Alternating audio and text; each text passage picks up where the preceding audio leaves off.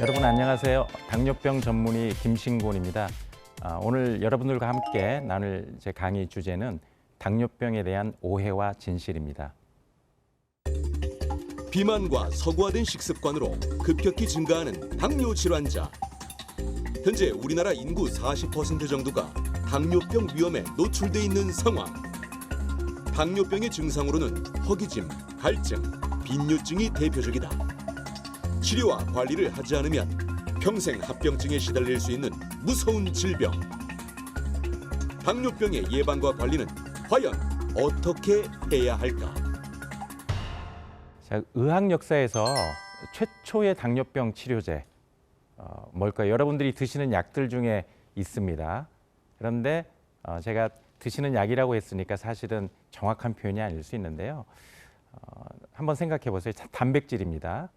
그리고 1921년도에 처음 개 췌장에서 분리가 됐고요. 그리고 이번에도 노벨상, 저희가 코비드-19 백신 가지고 수상을 했지만 3명의 노벨상 수상자가 배출돼 있어요. 한 번이 아니고 3명씩이나 다른 시기에 배출이 되었다. 마지막으로 혈당 조절을 위해서 굉장히 중요한 치료제입니다. 짐작이 되시나요? 그게 뭐냐면 인슐린입니다. 이 인슐린이 1921년도에 최초로 개발된 당뇨병 치료제이고요. 생명을 구한 약입니다. 왼쪽에 이게 타임즈 기사에 나왔던 건데요. 아이가 태어난 지 이제 3년 된 아이거든요. 똑같은 아이입니다. 근데 삐쩍 말랐잖아요. 당시에 19파운드, 15파운드밖에 되죠. 우리식으로 하면 8kg 정도인데 이게 3개월 동안 개에서 추출한 인슐린을 맞고 나서 몸무게가 2배로 늡니다. 그래서 통통해지지 않았습니까? 그러니까 당시로서는 죽을 수밖에 없었던 당뇨병을 치료한 아주 기적의 치료제. 이게 토론토에 있는 의사 반팅거 베스트가 처음에 규명을 하고 인슐린을 만들게 되었는데 이 기사에 보면은 토론토에 있는 의사들이 당뇨병 완치의 길에 들어섰다 이런 기사가 나올 정도였거든요. 21년도에 인슐린이 그렇게 발견되고 불과 2년 만에 노벨 생리의학상을 수상을 합니다. 이런 일은 거의 없거든요. 그만큼 획기적인 치료제로 인정을 받았던 거고요. 이 일형 당뇨병, 아까 아이 보셨지만 평균 수명이 30세였어요. 근데 이 치료제가 개발이 됨으로써 당뇨병이 그전까지만 해도 죽을 수밖에 없는 병에서 이제는 관리가 가능한 병으로 개념이 바뀌게 된 거죠. 그래서 11월 14일이 세계 당뇨병의 날입니다. 이 세계 당뇨병의 날은 이 인슐린을 개발하는 데 가장 큰 1등 공신인 토론토 대학 의과대학의 프레드릭 반팅의 생일을 기념해서 세계 당뇨병 연맹과 세계 보건기구가 지정한 날이거든요. 근데 누군가의 생일을 이렇게 사실은 기억한다라는 거 쉽지 않잖아요. 이제 우리나라에서도 사실 노벨 생리학상이 나와서 이분의 생일을 기억한다. 대단한 일이 되겠죠. 그래서 이 인슐린이라고 하는 게 당시에 얼마나 획기적인 치료제였는지를 보여주는 그런 사례라고 말씀을 드릴 수 있습니다. 당뇨병은 인슐린을 전혀 생산하지 못하는 일형과 인슐린이 상대적으로 부족한 이형 당뇨, 임신 여성의 약 8%에서 나타나는 임신성 당뇨 등으로 구분됩니다. 당뇨 환자는 약물 복용이나 인슐린 주사를 맞아야 하는데 완치가 없기 때문에 꾸준히 치료를 받아야 합니다. 자, 지금부터 제가 한 10가지 정도의 질문들을 던져보고 이게 맞냐 틀리냐, 소위 말하는 팩트 체크를 좀 해볼 건데요. 여러분들 한번 쫓아가면서 이게 스스로 한번 답을 구해보시고 제 강의를 통해서 맞았나 틀렸나 스스로 한번 평가를 해보시는 그런 시간이 됐으면 좋겠습니다. 자, 첫 번째 질문인데요. 한국인이 당뇨병에 취약하다. 어떻게 생각하세요? 우리가 당뇨병에 더 취약합니까? 아니면 서양 사람들이 우리보다 훨씬 더 비만하니까 우리보다 서양 사람들이 더 취약할까? 자, 이게 2015년도 국제 세계 당뇨병 연맹에서 만든 당뇨 지도인데요. 2015년도에 전 세계적으로는 당뇨병이 11명 중에 1명. 그리고 2040년이 되면은 10명 중에 1명 정도 있겠다. 그리고 우리가 포함되어 있는 서태평양 지역이 가장 많은 당뇨인들이 살고 있는 약 1억 5천만 명이 살고 있는 지역입니다. 증가하고 있죠. 그런데 우리나라는 어떨까요? 우리나라는 30세 이상 성인 중 6명 중에 1명입니다. 거의 17%거든요.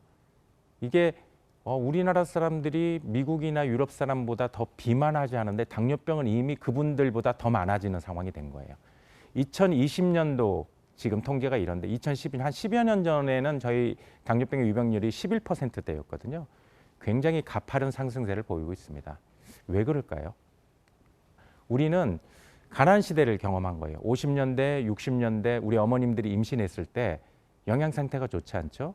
뱃속에 있는 태아의 건강 상태, 영양 상태 좋지 않습니다. 췌장을 포함한 장기의 발육이 좋지 않은 거거든요. 이 췌장이라는 데가 결국 인슐린을 만들어서 당뇨병을 조절하는, 당뇨병이 생기지 않도록 하는 데 중요한 역할을 하는데, 이 췌장이라는 엔진이 우리는 작게 태어나는 거예요. 그러니까 1000cc 엔진으로 태어났는데 비만해지면서 차체가 2000cc가 된 거예요.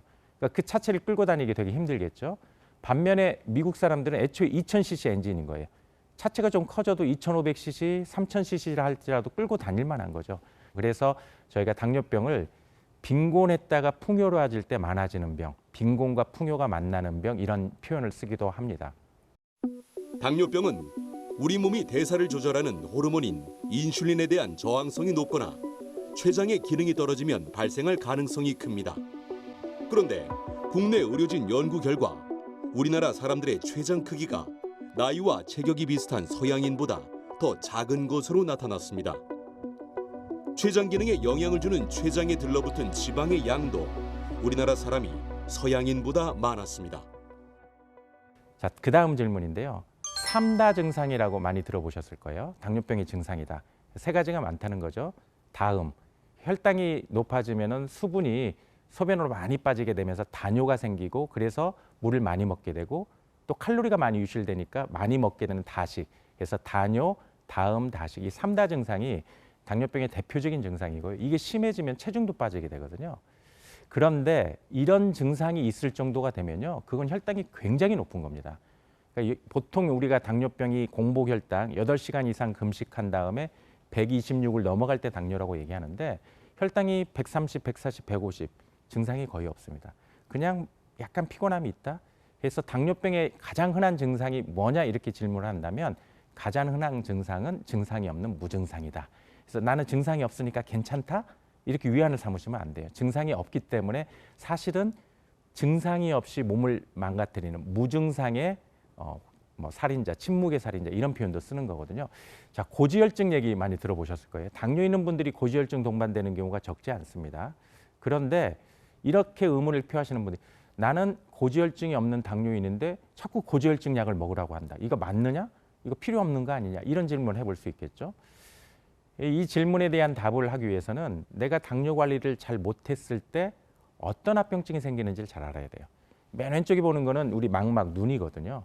거기 보면 혈관들이 있고, 그리고 실핏줄들이 터지면서 빨갛게 보이는 게 있어요. 이게 망막 출혈이거든요. 이거는 심하지 않은 초기 당뇨의 망막 합병증인데 이 정도 있어도 증상 없습니다. 이게 출혈이 아주 커져서 상당히 진행한 증식성 망막병증이 되지 않으면 별로 불편한 증상이 없어요. 그래서 망막의 불편함, 소위 시력이 떨어지지 않더라도 우리가 당뇨 진단받은 분들은 증상이 있던 없던 매년 망막 검사, 안과 검사를 해야 되는 이유가 되는 겁니다. 두 번째 있는 사진은 심장혈관이에요. 근데 심장혈관이 쭉 가는데 이게 심장을 먹여 살리는 우측 혈관인데요. 가운데 보면은 좁아진 부분이 있어요. 이게 이제 혈관이 막혀 있는 거거든요. 대표적으로 협신증, 심근경색증 같은 거죠. 당뇨가 있는 분이 그렇지 않은 분보다 2배 내지 4배 정도 이런 심근경색증의 위험성이 증가합니다. 마지막 오른편에 있는 이건 이제 복부 CT를 찍은 건데 가운데 보면은 별표돼 있는 거, 이게 이제 췌장암이거든요.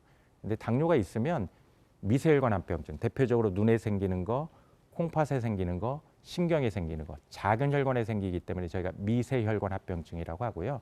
심장혈관이나 뇌혈관처럼 큰 혈관에 생기는 거를 대혈관 합병증. 그리고 암, 발생도 증가하고 이로 인한 사망도 증가하는 것으로 이렇게 되어 있습니다. 근데 중요한 거는 당뇨병을 앓고 있으면 내가 이미 심근경색을 앓은 사람처럼 심혈관 질환 위험을 관리하라 이렇게 되어 있어요. 때문에 저는 당뇨 있는 분이 담배 태우면요, 배짱이 매우 좋으십니다 이렇게 얘기해요. 당뇨 있는 분들의 심혈관 질환 위험도 아까 2배에서 4배 증가한다고 그랬잖아요. 거기다 담배 태우면요 곱하기 2예요. 심근경색증으로 쓰러질 확률이 4배에서 8배가 되는 거거든요. 당뇨 있는 분들 반드시 담배 끊으셔야 됩니다. 담배가 암뿐만 아니라 당뇨병을 일으키는 요인이라는 사실이 통계로 확인됐습니다. 질병관리본부가 40살 이상 성인 7,800여 명을 대상으로 조사했더니 담배를 하루에 한 갑 피우는 사람은 비흡연자와 비교해 당뇨병에 걸릴 위험이 54%나 높은 것으로 나타났습니다. 여성에게는 더 심한 영향을 준 것으로 조사됐습니다. 남성 흡연자는 하루 한 갑씩 피웠을 때 비흡연자보다 당뇨병 위험이 1.45배 높았지만 여성은 하루 한 갑이 아니라 조금이라도 피우면 비흡연자보다 2배 가까이 당뇨 위험이 높았습니다. 요즘은 이제 의학 기술이 많이 발전해서 여러분들 손끝에서 혈당 검사하는 거 했잖아요. 근데 지금은 여기에 패치를 붙이면요. 5분마다 혈당을 자동으로 모니터링하는 게 가능해졌습니다. 그러니까 5분마다 혈당이 모니터링이 된다. 어떤 장점이 있겠어요? 병원에 가서 의사 선생님을 만나기 전에도 내가 먹는 음식에 따라서 내 혈당이 어떻게 되는지를 알 수 있어요. 혈당이 갑자기 쭉 올라가는 걸 보거든요. 그럼 이 음식은 내가 좀 피해야겠다 이런 생각을 하겠죠. 반대로 내가 운동하니까 혈당이 쭉 떨어지는 걸 또 확인할 수 있어요. 운동하면 이렇게 좋겠구나. 자, 이런 거를 보면서 스스로 동기부여하고 스스로 관리할 수 있는 그런 기술들이 다 개발이 되어 있습니다. 필요하면 여러분들 담당하시는 선생님들과 의논하시면 이런 기술의 도움을 받아서 스스로 관리하는 자가관리 가능할 수 있습니다. 해서 여러분들이 당뇨병을 몹쓸병이라고 얘기하지 말고요. 그 생각을 바꿔야 돼요. 부정적인 관점이 되면요. 어쩌다가 이런 재수없는 병에 걸려서 나는 먹고 싶은 것도 못 먹는다. 이렇게 생각할 수 있어요. 어쩌다가 이런 재수없는 병에 걸려서 나는 어쩔 수 없이 나가서 운동해다 짜증나 이렇게 생각할 수도 있는데 이 부정적인 관점을 긍정적인 관점으로 바꿔보는 거예요. 그래서 당뇨병 때문에가 아니라 당뇨병 덕분에로 바꿔보는 거예요. 자, 그러면 어떻게 됩니까? 당뇨병에 대한 긍정적 관점, 당뇨병 덕분에 나는 당뇨식을 한다. 그러면 내가 당뇨 환자니까 어쩔 수 없이 하는 식사가 아니라 당뇨와 상관없이 건강식, 웰빙식이거든요. 그러니까 저도 당뇨가 없지만 당뇨식을 하면 건강에 도움이 되겠어요? 안 되겠어요? 건강에 도움이 됩니다. 골고루 먹자, 너무 과하지 않도록 먹자, 지나치게 칼로리가 높은 음식들, 건강에 안 좋은 기름진 거나 단 것들은 좀 피하자. 이거 건강식, 웰빙식이잖아요. 자, 이제는 제가 한번 약장사 스타일로 한번 나가볼게요. 여러분 이 보약 드시면요. 사망률 60%가 감소해요. 안 드실래요? 심혈관 사망률이 35%가 감소해요. 강화혈색소, 평균 혈당 0.4에서 1% 떨구는 거면 웬만한 약의 효과거든요. 좋은 콜레스테롤 올려주고 나쁜 콜레스테롤 떨궈줘요. 체중도 빼주네요. 5에서 15%. 혈압도 낮춰주는 웬만한 혈압약 효과. 이런 보약이면 여러분 당연히 드셔야 되지 않겠습니까? 어때요? 무슨 보약일 것 같으세요? 이게 운동이거든요. 사실 운동이 이 정도 효과가 있습니다. 그런데 자, 운동을 안 하던 분을 억지로 하게 하는 게 쉽지 않거든요. 요즘은 이제 넛지라는 표현을 많이 써요. 억지로 하게끔 하지 말고 살짝 어깨로 밀어서 하게끔. 애들한테 야 과일 좋은데 왜 안 먹어 하고 억지로 먹이려면 안 먹는다는 거예요. 그런데 애들이 왔다 갔다 하는데 먹음직한 과일을 그냥 조용히 놔두면 애들이 먹기 시작한다는 거예요. 그게 넛지거든요. 그러니까 강제로 하지 말고 동기부여하게끔. 그런 넛지의 방법들을 몇 가지 얘기를 해드리면 여러분들 장 보러 가가지고 여성분들 주차장 어때요? 몇 번을 돌아서라도 마켓 가장 가까운 데 차 세우려고 하시잖아요. 그렇게 하지 말라는 거예요. 가급적이면 멀리 차를 세우세요. 그러면 걸을 수 있잖아요. 지하철이나 버스에서 한 정거장을 미리 내리십시오. 그러면서 한 정거장 정도는 걷게 하고 매일같이 그렇게 하는 거를 본인에게 칭찬해 주세요. 난 그래도 넛지 방식으로 운동하고 있구나. 또 앉아있는 분들 오랫동안 앉아있지 말고 저도 연구실에서 가급적이면 서 있거든요.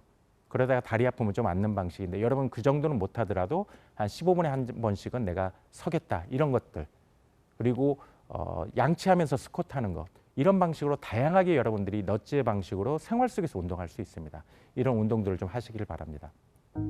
일주일에 5, 6회 운동하는 당뇨병 환자는 운동을 전혀 하지 않는 환자보다 사망 위험이 33%나 낮아졌습니다.